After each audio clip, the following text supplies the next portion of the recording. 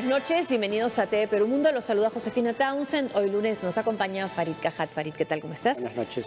Comenzamos con información desde Nueva York y la reunión de la Asamblea General de Naciones Unidas. Este es el encuentro que ha tenido el presidente de Estados Unidos, Donald Trump, con presidentes de América Latina. Vemos al presidente del Brasil, Michel Temer, al presidente de Colombia, el presidente Santos, al presidente Varela de Panamá, y ahí tendría que haber estado también el presidente Pedro Pablo Kuczynski, pero no ha viajado a Nueva York, como él mismo dijo en su mensaje al Perú, sino que viajará al segundo tramo de esta gira que será a el Vaticano. El tema acá es Venezuela. Vemos a Trump con parte de su gabinete, incluido ahí está Rex Tillerson y parte de funcionarios, probablemente del Departamento de Estado en este caso. Claro, el presidente no estuvo por dos razones. La primera es que el Congreso estuvo a punto de no aprobar la autorización, cosa que, digamos, era infringir la Constitución en el sentido de que la política exterior es prerrogativa del Ejecutivo, y en segundo lugar porque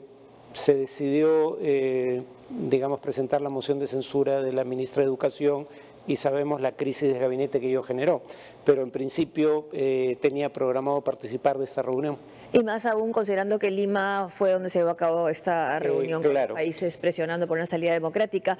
Acá está lo que dice NBC, a ver si lo podemos... Bueno, acá está lo transcrito. Nuestro objetivo debe ser ayudar a Venezuela para recupere su libertad, recobrar a su país y restaurar la democracia. A ver, dejámoslo suelto un ratito, pero debe ser esa la cita fundamental que tiene ahí con la bandera de la Argentina atrás, por ejemplo. No está la vicepresidenta argentina, Gabriela Michetti. Sí, aunque claro... Nicolás Maduro has inflicted terrible misery and suffering on the good people of that country. Dice que el liderazgo de Nicolás Maduro ha infligido mucho sufrimiento y miseria en el pueblo de Venezuela. Hay pobreza y desesperanza en todas partes.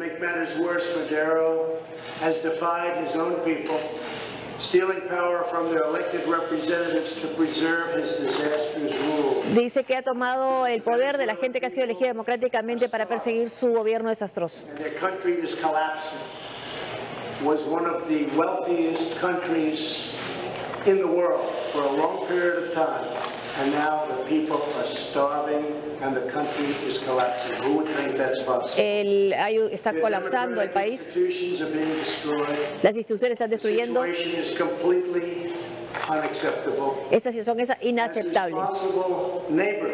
Como vecinos responsables y amigos de los venezolanos. Claro. Y ahí lo que dijo, ¿no? Nuestro objetivo debe ser restaurar la democracia, y lo que decía, habiendo sido el país, uno de los países más ricos de la región, está al borde del colapso. Bueno, eso es algo que ya ha venido diciendo Donald Trump, en lo que está de acuerdo los que están presentes ahí. ¿Qué solución puede venir que no hasta ahora no se haya podido lograr? Bueno, una cosa paradójica es... Está leyendo una declaración, sí. Se aparta por solo una fracción de minuto de la declaración que lee y termina cometiendo un error. O sea, si no lee, dice lo que se le ocurre y habitualmente no es la verdad. Por ejemplo, no dijo que Venezuela era el país había sido durante mucho tiempo el país más rico de la región, cosa que es cierto cuando hablamos de América Latina y el Caribe. Dijo que había sido durante mucho tiempo el país más rico, uno de los países más ricos del mundo, y me fijé que en ese momento no estaba leyendo, y eso no es cierto. Pero bueno, quizás se refiere a que tiene las reservas petroleras más importantes del mundo. No, pero dijo que durante mucho tiempo había sido uno de los países más ricos del mundo. Eso no es cierto, pero eso no lo leyó, curiosamente, ¿no? ¿Sobre qué hacer? Bueno, hay una negociación en curso, y esa negociación parece tener como fundamento el hecho de que Estados Unidos ya ha aplicado sanciones contra Venezuela, y que la Unión Europea ha amenazado con aplicar sanciones si no había una negociación sustantiva con la oposición. ¿Y por qué las sanciones ahora son más eficaces en por lo menos obligar al gobierno a negociar con la oposición? Porque hay vencimientos de deuda a fin de año que, junto con los recursos necesarios para importar bienes de consumo, pueden sobrepasar la capacidad de pago del gobierno, razón por la cual el gobierno requeriría crédito o colocar bonos, colocar deuda, en otras palabras, en mercados internacionales, Y las sanciones de Estados Unidos son justamente en ese tema. Luego entonces ponen entre la espada y la pared al gobierno. Vamos a tener más detalles sobre la situación en Venezuela y las negociaciones con la oposición en un instante. Seguimos con información desde Nueva York y de Donald Trump, porque el presidente de Estados Unidos, Trump, participará mañana por primera vez en la Asamblea General de la ONU, pero en la antesala Trump ha abogado por la reforma de Naciones Unidas, aunque en un tono diferente al de su campaña. Líderes de todo el mundo están llegando a Nueva York para la 72ª Asamblea General de las Naciones Unidas que se realiza en el cuartel general de la ONU. La seguridad se ha incrementado al máximo alrededor de la sede ubicada en el barrio Turtle Bay, al centro de la isla de Manhattan. El debate de líderes de alto nivel empezará este martes. No asistirá el presidente Pedro Pablo Kuczynski ni el canciller Ricardo Luna debido a la coyuntura política nacional. Entre las grandes ausencias internacionales también se cuenta la del ruso Vladimir Putin y el chino Xi Jinping. Quien ha debutado hoy ante ONU ha sido el presidente Donald Trump. Participó junto al secretario general y su embajadora Nikki Haley en una reunión organizada por la administración estadounidense sobre la reforma de la ONU. Apoyamos los esfuerzos del secretario general para examinar todo el sistema y encontrar maneras en que las Naciones Unidas puedan mejorar en el desarrollo, la gestión, la paz y la seguridad. Las Naciones Unidas se fundaron en objetivos verdaderamente nobles, aunque en los últimos años no han alcanzado todo su potencial debido a la burocracia y a la mala gestión. El mensaje de Trump ha sido muy diplomático y se ha diferenciado de lo políticamente incorrecto de su campaña, cuando aseguraba que la ONU es un club de gente que se reúne para pasárselo bien. Antonio Guterres parece haber recibido bien el mensaje y destacó que Naciones Unidas existe para servir a la gente que sufre pobreza, exclusión y abusos. Para hacerlo debemos ser ágiles, eficaces, flexibles y eficientes y debemos hacerlo muy conscientes de nuestra obligación de cumplir con los valores de la Carta de las Naciones Unidas. Haciendo progresos en un amplio y audaz programa de reformas para fortalecer a la ONU. Horas después de este encuentro, Guterres también recibió al activista y al ex vicepresidente demócrata de los Estados Unidos, Al Gore, para resaltar en un foro la importancia de abordar el cambio climático como un problema actual que afectará a las próximas generaciones. Pese a ello, la Casa Blanca republicana mantiene sus planes de abandonar el Acuerdo de París. Bueno, que hay un punto en que sí coincide el secretario general de Naciones Unidas y Donald Trump en el tema de la burocracia, ¿no? Pero también hay un tema polémico desde el lado de Estados Unidos, que es el principal país en aportar fondos a Naciones Unidas, es que no siempre los aporta.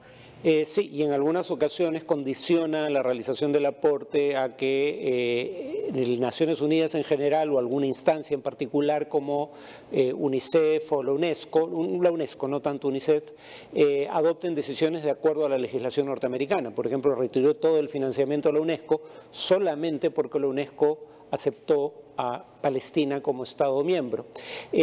Estados Unidos dice ponemos una proporción demasiado grande del presupuesto, pero cuando uno se fija, Estados Unidos aporta aproximadamente 22% del presupuesto general de Naciones Unidas y la economía norteamericana es aproximadamente el 20-22%, algunos dirán incluso un poco más del total de la economía mundial, luego entonces no es desproporcionado.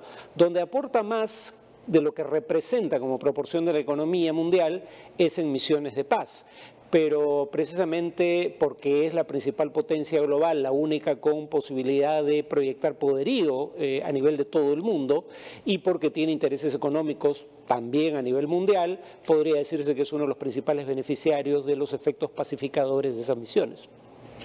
El presidente de Estados Unidos también se reunió este lunes con el primer ministro de Israel para abordar el tema de Palestina. Donald Trump ha señalado que la paz entre israelíes y palestinos sería el trato final y un gran logro para ambos estados. Benjamín Netanyahu ha llegado a Nueva York para participar en la Asamblea General de Naciones Unidas, encuentro en el que también estará presente Mahmoud Abbas, presidente de la Autoridad Palestina. Abbas sostendrá un encuentro con Trump a finales de esta semana. Vamos a estar discutiendo muchas cosas, entre ellas la paz entre palestinos e israelíes. Sería un logro fantástico, creo que hay muchas posibilidades de que esto pueda darse. La mayoría de la gente diría que no hay ninguna posibilidad. En realidad, creo que con la capacidad de Bibi y francamente el otro lado, realmente creo que tenemos una oportunidad. Creo que a Israel le gustaría verlo y creo que a los palestinos les gustaría verlo también y puedo decirles que al gobierno de Trump le gustaría verlo. Así que trabajaremos muy duro en ello. Vamos a ver qué pasa. La gente dice que históricamente no puede suceder. Yo digo que sí puede suceder. Bueno, él ha insistido, Donald Trump, en ese tema que puede solucionar este conflicto y que puede hacerlo además a través de su hijo político, Jared Kushner. ¿Se ven algún tipo de avances? A ver, las primeras negociaciones ocurrieron hace más de un cuarto de siglo y hasta el día de hoy el presidente de los Estados Unidos no puede decir cuál es la posición de Estados Unidos sobre el contorno de una solución final. Así que mientras no diga explícitamente, por ejemplo, que sería una solución de 2 estados, yo no veo en realidad qué cosa es distinto ahora respecto a negociaciones que en el pasado ya han fracasado. Vamos a Venezuela. La muerte de un concejal opositor encarcelado ha llevado nuevamente la atención sobre la situación de los presos políticos en Venezuela. Mientras tanto, el gobierno y la oposición mantienen posiciones diferentes sobre si hay o no un diálogo en el que Leopoldo López se ha desmarcado. El presidente de Venezuela, Nicolás Maduro, ha dicho que la oposición pierde su tiempo al insistir en un calendario electoral que ya ha sido fijado por el Consejo Nacional Electoral. El cronograma está establecido. Las elecciones regionales serán en octubre, las municipales a comienzos del próximo año y las presidenciales en el último trimestre del 2018, puntualizó en la emisión de su programa dominical de televisión. Maduro ha agradecido a Trump el apoyo de Estados Unidos a la nueva fase de diálogo entre su gobierno y la oposición. Al referirse a este acercamiento, el líder chavista aseguró que Leopoldo López, quien cumple arresto domiciliario, ha asistido a estas reuniones. En una serie de tweets publicado por Lilian Tintori, la esposa de López, el preso político desmintió a Maduro, negando rotundamente haber participado de estos encuentros. Y en ese contexto, dolor e indignación ha ocasionado la muerte en prisión del opositor Carlos Andrés García, concejal del estado de Apuré por el partido Primero Justicia. Un accidente cerebrovascular sufrido en agosto pasado fue la causa de la grave condición médica que llevó a su deceso. Recién 2 días antes de su muerte, las autoridades del SEBIN accedieron a cambiar su régimen penitenciario de casa por cárcel, pero poco se pudo hacer para mejorar su condición. Carlos Andrés García es el primero de los 566 presos políticos que muere en prisión bajo el gobierno de Nicolás Maduro, a quien los dirigentes de la oposición responsabilizan de haberlo asesinado.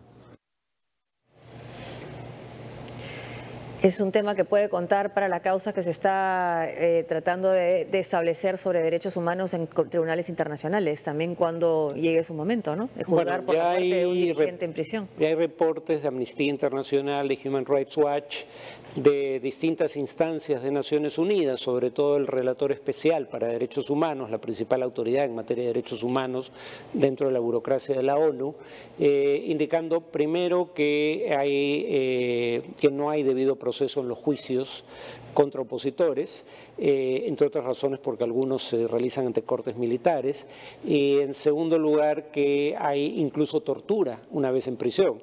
Así que efectivamente esto sería parte de las acusaciones que pesan contra el gobierno en estas investigaciones que se dan tanto en la OEA como eventualmente a nivel de la Corte Penal Internacional. Bueno, y aquí el gobierno diciendo que ha participado López cuando es tan fácilmente negarlo. En el caso de López ha mandado un tuit, además, ¿cómo se ha participado? ¿Cómo lo ha hecho? ¿Vía Skype? ¿Cómo ha sido esa participación en el diálogo? No lo sé, en todo caso ha habido reuniones, eso sí es cierto. Quienes participaron por la oposición no lo sé, en Santo Domingo. Y una de las 4 condiciones de la oposición para que esto fuera un diálogo sustantivo era tener un cronograma electoral. En sentido estricto eso ya existe. No es el cronograma que hubiese preferido la oposición, pero existe un cronograma. Pero claro, la condición sine qua non para la oposición era la liberación de los presos políticos y sobre eso no ha habido ningún avance. Y cuando le cuestionan a la oposición por qué no están todos en la mesa del diálogo, uno de los opositores dice, bueno, tampoco están todos en el gobierno porque tendría que estar Cuba también representada. Bueno, pero el tema es que la MUD está efectivamente dividida en torno al tema. Es parte también de las posiciones diferentes que existen en una mesa en que no todos son del mismo partido, ¿no? La atención también apunta mundial a Myanmar, a la espera del discurso de la lideresa birmana Aung San Suu Kyi, cuestionada durante meses por su silencio respecto a la crisis humanitaria de los rohingyas. La comunidad internacional instó a la Premio Nobel de la Paz a poner fin a la violencia. Después de un prolongado silencio, la lideresa birmana Aung San Suu Kyi ofrecerá un discurso a la nación sobre la crisis de los refugiados rohingyas, pueblo de confesión islámica perseguido por el ejército desde hace décadas. En las últimas semanas, más de 87.500 personas huyeron hacia Bangladesh a consecuencia de la escalada de violencia en la región de Rakhine. En medio de la expectativa por el pronunciamiento, la comunidad internacional pidió a la lideresa poner fin a la represión contra esta minoría calificada como limpieza étnica por la ONU. Los asesinatos tienen que parar. Queremos que se les permita a los rohingyas volver al país. Un tercio de la población de Rakhine ha sido expulsada de sus hogares. Esto es una catástrofe absoluta y no se puede tolerar. Necesitamos encontrar una solución política. Debemos apoyar a los refugiados rohingyas y sus demandas ahora mismo. Necesitamos apoyar al Estado y gobierno de Bangladesh, así como a las personas vulnerables que viven en situaciones difíciles. Las manifestaciones en solidaridad con el pueblo rohingya se hicieron sentir en Dhaka, capital de Bangladesh. Miles de personas exigieron el cese de las hostilidades y el respeto a los derechos humanos de esta comunidad. Otro panorama se vivió en Rangún, la capital de Myanmar. Simpatizantes del gobierno birmano, en su mayoría budistas, respaldaron las acciones militares y condenaron los ataques de la milicia Ejército de Salvación. En India, 2 ciudadanos rohingyas que emigraron al país hace 6 años viven con la amenaza de ser deportados, luego que el gobierno los denunciara por presunta inmigración ilegal. La Corte Suprema citó a las partes a una próxima audiencia programada para el 3 de octubre. No, se esperaba un pronunciamiento de Aung San Suu Kyi hace tiempo, ya desde que comenzó esta crisis no lo ha hecho, está esperando, recién va a ser hoy o mañana. Y bueno, y el mundo sí se pronunció por su liberación cuando ella estaba bajo arresto domiciliario.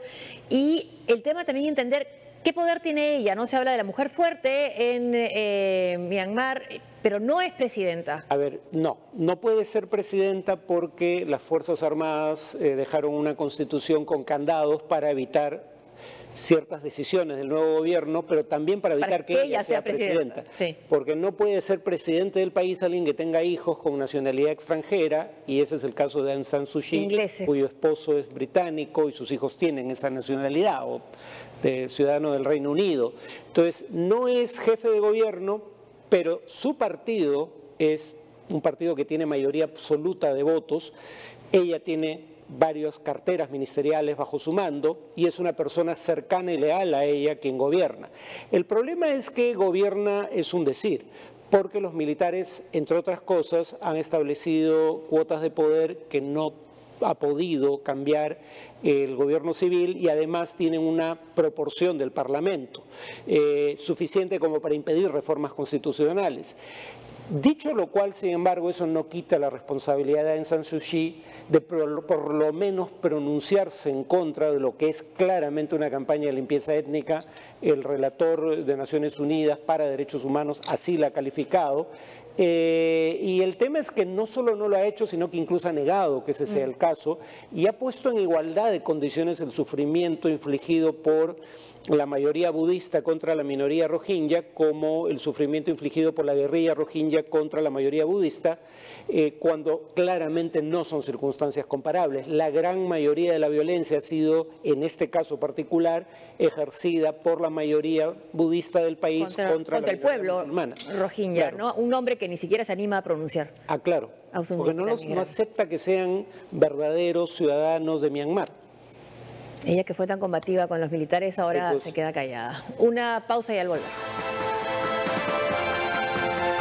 Maniobras navales entre Rusia y China cerca de Corea del Norte incrementan la tensión en el Asia. Además, el huracán María alcanzó grado 4 y amenaza al Caribe.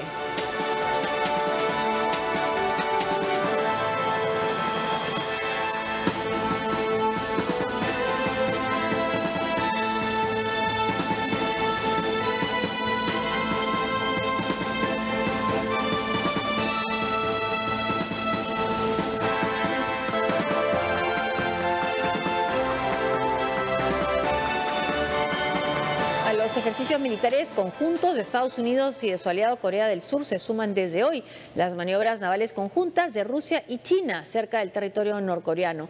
Estos ejercicios ya estaban programados, pero han incrementado la tensión en el Asia ante las provocaciones del régimen de Pyongyang. China y Rusia han empezado este lunes sus ejercicios conjuntos anuales programados para el 26 de septiembre. Para ello, Pekín ha desplegado 4 buques hacia Vladivostok. Los ensayos se realizarán en el mar de Japón y el mar de Okhotsk, cerca de la península de Corea. La primera fase de estos ejercicios se realizaron a finales de julio en el mar Báltico. La segunda fase del simulacro conjunto tiene más mano de obra, más buques diversificados, cursos de perforación más complicados para ejercicios más integrales, verdaderamente unidos y más orientados al combate. El ejercicio conjunto reforzará aún más la capacidad conjunta china-rusa para salvaguardar la paz mundial. La flota china está compuesta por un destructor de misiles, una fragata de misiles, un buque de suministro integral y un buque de rescate submarino. La única característica importante de este próximo ejercicio conjunto es su misión de búsqueda y rescate de submarino. Es la primera vez que Rusia realiza este ejercicio con cualquier otro país.